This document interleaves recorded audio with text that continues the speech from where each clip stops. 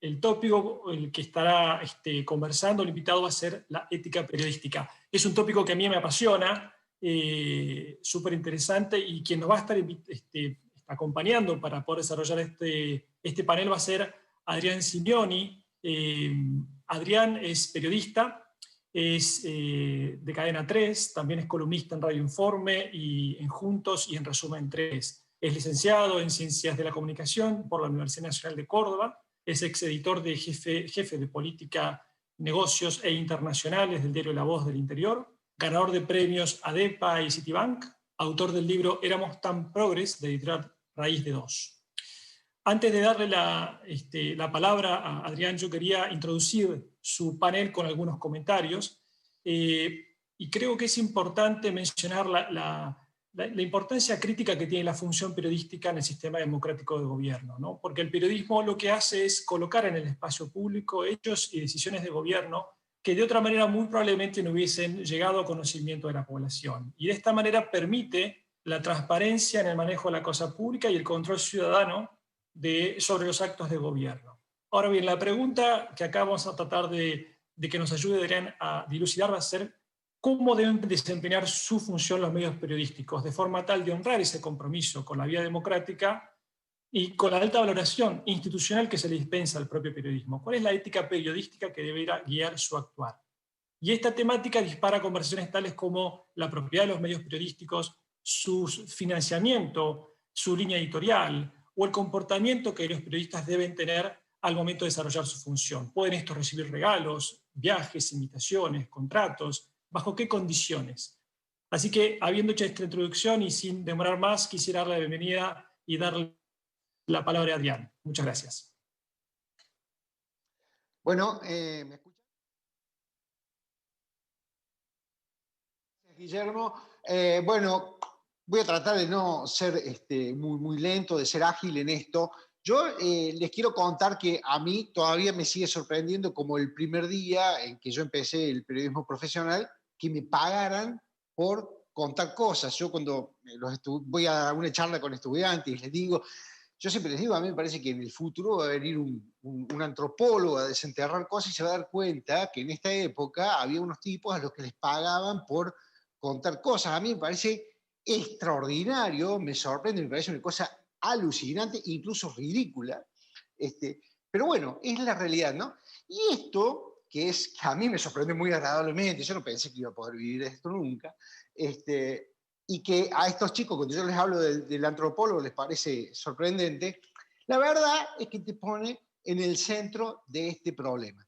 Te pagan para hablar, te pagan para escribir. ¿Cómo? Si te pagan, entonces, ¿qué pasa con tu discurso? ¿No? La verdad que es el eje del problema. Bueno, y esto nos lleva de lleno a la cuestión de la transparencia y la ética periodística. Bueno, yo creo que esta temática tiene como mínimo 3 ángulos que se intersectan, ¿no?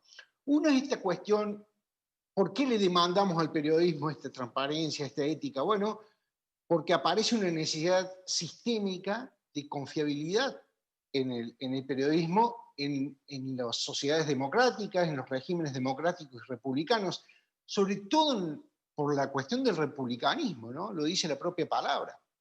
Si es república, es una cosa pública, es ahí donde se produce el lío, es ahí donde discutimos, es ahí donde se pelea, es ahí donde hay que estar, ¿no?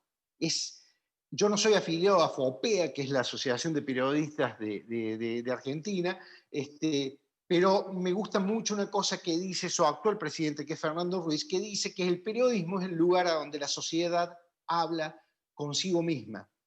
Entonces, para que nosotros podamos, los periodistas y los medios, porque son 2 jugadores acá, podamos honrar ese lugar y podamos cumplir ese rol, nosotros tenemos que ser confiables. Y entonces la transparencia y la ética adquieren una necesidad que nos trasciende ampliamente. Nosotros, para poder jugar ese rol en las democracias republicanas, tenemos que mantener un desafío tecnológico que es muy duro, pero que es también ético, y es la posibilidad de llegar a audiencias grandes transversales, ¿sí? De forma sencilla, de forma simple y de forma confiable. Es un desafío porque hoy ustedes pueden ver una cantidad de especialistas que saben más que los periodistas, que encima escriben bárbaros, son divertidos. A mí me gustan mucho más que los periodistas, ¿no? Pero hay algo que y a veces que nosotros no logramos, hay algo que nos necesita, yo no puedo imaginarme una democracia y una república sin el periodismo, sin algo que logre construir la plaza pública a donde se discutan todos los temas, a donde estén representados todos los segmentos de la sociedad, ¿no? Imaginemos que hubiera partidos donde ya con estas políticas identitarias se organizan simplemente el partido de la mujer, el partido de la gente del campo, el partido de los altos, el partido de los morochos, el partido de los rubios. ¿Cómo vamos a confluir en intereses comunes, digamos? La sociedad tiene que definir intereses comunes. Es decir, por ejemplo, los impuestos tienen que ser altos o bajos, digamos, ¿qué nos conviene más en determinado momento? Esto tiene que trascender a todo, y para eso es importante que todos los sectores, todas las células que componen la sociedad tengan una plaza pública, puedan dialogar entre sí, pueda ser el lugar, el periodismo, donde la sociedad habla consigo mismo. Para eso nosotros necesitamos ser capaces, talentosos, pero necesitamos ser confiables.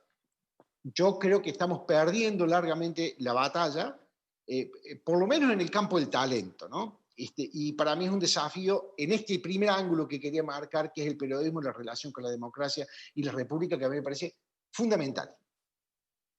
Después nosotros chocamos con el tema de la transparencia y la ética cuando los periodistas hablamos de los otros, ¿no? Vemos la viga, la paja en el ojo ajeno, quiero decir, ¿no? Bueno, ahí la cuestión no se nos hace fácil porque este es un país esta sociedad es muy oscura, con media economía en negro, empresas que prácticamente no hay sociedades anónimas con sus balances accesibles, por ejemplo, ¿no?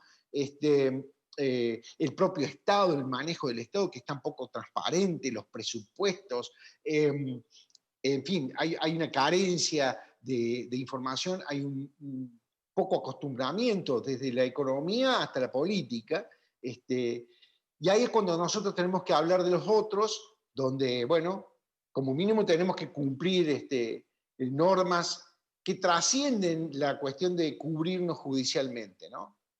Nosotros tenemos que ser capaces de hablar de los otros, de la transparencia, de la ética de los otros, como si habláramos en forma honesta sobre nosotros mismos, ¿no? Es un tema muy delicado, yo no me quiero meter mucho en eso porque no voy a tener tiempo, pero ahí creo que tenemos una enorme responsabilidad y tenemos muchísimas materias pendientes. Cómo hablamos nosotros de la transparencia y la ética de los demás, cómo vemos la paja en el ojo ajeno, los periodistas. Y el tema del que sí quiero extenderme es la transparencia y la ética, pero en nosotros, ¿no? La viga en el ojo nuestro. Esta relación entre medios y dinero. La verdad que en la Argentina hay cómo hemos tratado los periodistas y los medios este tema, hay una gran diversidad y viene siendo muy cambiante desde hace muchísimo tiempo. Cuando yo hace varios años, muchos años, trabajaba en La Voz del Interior, La Voz fue el primer diario en aquel momento en la Argentina en que estableció un manual de estilo que no solamente planteaba normas acerca de cómo debíamos nosotros hablar de los demás, cómo deberíamos respetar las fuentes, bajo qué condiciones podíamos publicar algo o no, cómo teníamos que chequear, digamos, todo eso establecía el manual de estilo, sino que empezó a establecer, y eso fue muy novedoso, porque en aquel momento ni se hablaba, por ejemplo, esto que decía Fernando, Guillermo, de los costos de los regalos que podían recibir los periodistas, ¿no? Bueno, en el manual de estilo, en aquel manual de estilo de La Voz del Interior, fue la primera vez que se establecieron ese tipo de criterios y pautas, ¿no? Cómo comportarnos nosotros, los periodistas, en este terreno tan delicado. Con el tiempo, eso fue avanzando, son muchos los medios que tienen regulaciones internas. La causa de los cuadernos dio origen a muchísimas cosas nuevas también dentro de los medios igual que fue la ley que estableció la responsabilidad penal para las personas jurídicas no humanas.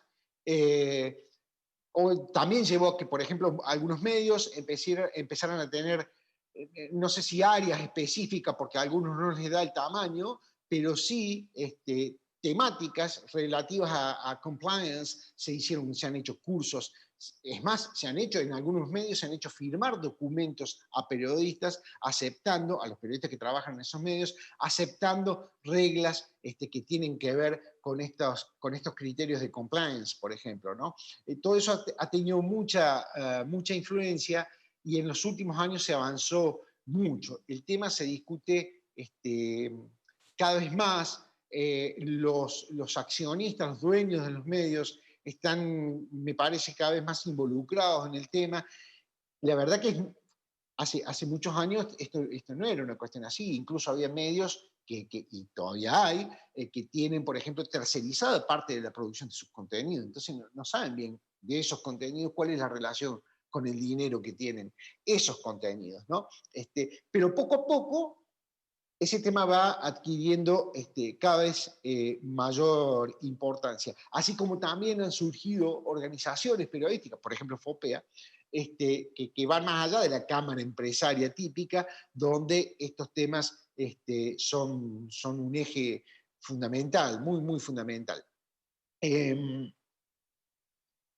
se puede seguir haciendo en esos terrenos? Bueno, es difícil pensarlo en este terreno, ¿no?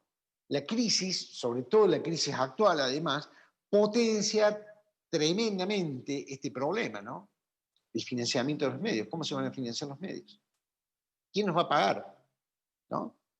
Veníamos los medios con un problema tecnológico serio, grave, que nos quita audiencia, que nos desafía a construir esas audiencias, pone en crisis nuestro financiamiento, porque ustedes, las empresas, en una de esas, en algunos casos, ya no necesitan los medios tradicionales para llegar, tienen por ahí sus propias redes sociales y demás con las cuales llegar a sus consumidores. ¿Cómo vamos a hacer nosotros para solventar este sistema periodístico que yo creo que sigue haciendo falta en los regímenes democráticos? Pero hoy a mí me da la impresión que somos un sobrecosto de esta sociedad, que no le hacemos falta. La crisis potencia esa debilidad de los medios y claramente los debilita su autonomía y debilita la posibilidad de que los medios y los periodistas seamos más transparentes, y estemos más comprometidos con cuestiones éticas que son fundamentales, ¿no? Hay que ir a muchos lugares, no solo del interior, también en Buenos Aires. Por ejemplo, hay lugares donde la dependencia de los medios de comunicación, del poder político local, es tremenda. Y eso es evidente, basta escuchar una radio, basta leer un periódico para darse cuenta de la tremenda condicionalidad que hay en los contenidos de los medios, ¿no? ¿Qué alternativas hay para esto? ¿Cómo sostener esto? ¿Cómo seguir avanzando en esta mejora, en esta necesidad de transparencia? Bueno, yo creo, por ejemplo, que se debería ir avanzando en blanquear el financiamiento de los medios. No digo que necesariamente haya que dar los nombres de las empresas, de los anunciantes y demás que haya en una empresa, pero sí uno puede avanzar en podría avanzarse en conocer con auditorías que sean seguras y controlables, por ejemplo, qué tipo de sectores económicos financian a determinados medios, qué tipo de sectores políticos, los gobiernos, qué tipo de publicidades hay. Me parece que esa sería una manera de ayudar. Escucho otras alternativas que a mí en principio me resultan muy complicadas. Por ejemplo, hay gente que habla del financiamiento estatal, así como hay un financiamiento estatal para los partidos políticos, que son considerados elementos esenciales para el juego democrático, bueno, que haya financiamiento estatal para los medios de comunicación, porque, bueno, son considerados, tienen este carácter ahí entre medio, donde son fundamentales para que circule la cosa pública. A mí eso me parece peligrosísimo. Yo creo que primero que el Estado está con sus condiciones fiscales, está lejos de poder alcanzar esto. Segundo, que nosotros tenemos una tradición, para mí, protofascista muy acendrada, donde la Argentina confunde permanentemente, la sociedad argentina confunde los conceptos de Estado y sociedad, cree que el Estado es lo mismo que la sociedad, y entonces para esa gente quien manejara la batuta estaría dispuesta a conceder el derecho del Estado a marcar contenidos. Yo creo que donde hay medios públicos financiados estatalmente y demás, es porque primero hay un sector privado comunicacional, periodístico, fuerte y sólido. Hay ejemplos, pero si ustedes ven, claro, primero ha habido una industria privada muy sólida. Yo creo que hoy nosotros hiciéramos lo que hiciéramos, nos saldría 678, de todas formas, no somos capaces de hacer otra cosa, me parecen esas cuestiones muy complicadas. Quería darles un ejemplo de cómo nos afecta esta crisis que potencia la tremenda debilidad, que nos sume en una paradoja, ¿no? Por ejemplo, yo personalmente he cobrado en los últimos meses, parte de mi sueldo ha sido ATP del gobierno. Yo soy un columnista de opinión, tengo opiniones muy confrontadas con las del gobierno actual, pero cobro mi sueldo de esto. Y la audiencia lo sabe. Y se genera una paradoja tremenda, porque, claro, yo critico el gobierno cobrando del gobierno, ¿no? Y critico el gasto público del gobierno. Debería yo, si fuera coherente, renunciar a eso. No debería estar cobrando, no, pero no puedo renunciar a eso, ¿no? Como no puede renunciar mucha gente que se dedica a otra cosa, ¿no? Pero a su vez la paradoja es múltiple, porque quienes me echan en cara ese hecho, el mensaje que me dan es, bueno, vos qué criticas si cobras del Estado. Entonces, digamos, es una doble paradoja también, porque primero que revelan que para ellos, en su pensamiento, el que paga da derecho a determinar los contenidos. Y segundo, que les pasa por alto una contradicción, que contradice el pensamiento, que es el prejuicio que ellos tienen contra mí, en este caso, ¿no es cierto? Efectivamente, yo estoy cobrando el gobierno y pese a que cobro el gobierno, hablo en contra del gobierno, ¿no? Entonces, a la vez yo demuestro que puedo ser independiente de quien me paga, ¿no? Vendría a ser una cosa así. Es muy paradójico, pero quiero mostrar simplemente cómo la crisis financiera multiplica los peligros en el condicionamiento de la independencia periodística y cómo agrava la posibilidad de autonomía de las empresas periodísticas, cosa que es fundamental, es la base de la posibilidad de ser más transparentes y de tener comportamientos más éticos. Bueno, no quiero extenderme más, hay muchas cosas muy interesantes porque me parece que hay otro punto sobre esto que tiene que ver con una evolución mundial de los regímenes políticos,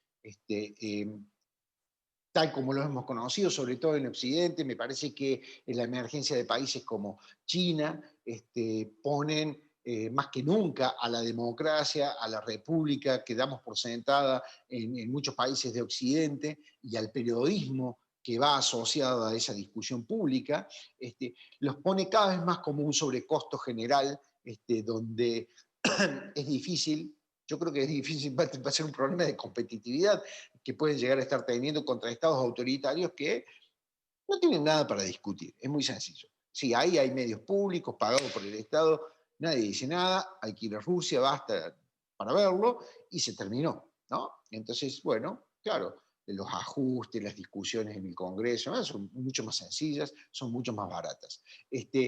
Ese yo creo que es un desafío ese global muy grande, pero no, creo que es una tendencia mundial que nos va a sobredeterminar la capacidad del periodismo de cumplir su rol democrático y republicano con honestidad, con transparencia, con ética, pero bueno, no me quiero extender en esto.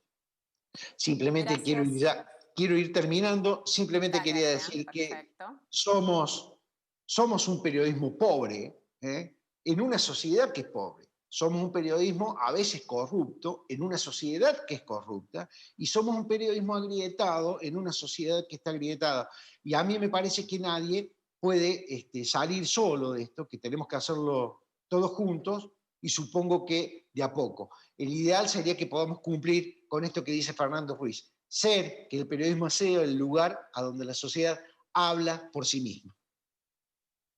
Gracias, Adrián, súper interesante y gracias por haber llegado a tiempo. Sabemos que te bajaste del avión hace muy poquito, que viniste de Washington con las coberturas de las elecciones, así que doblemente gracias por sumarte hoy. Nos queda el último bonus track y yo aprovecho para agradecer a la provincia de Córdoba por estos oradores que nos dio hoy.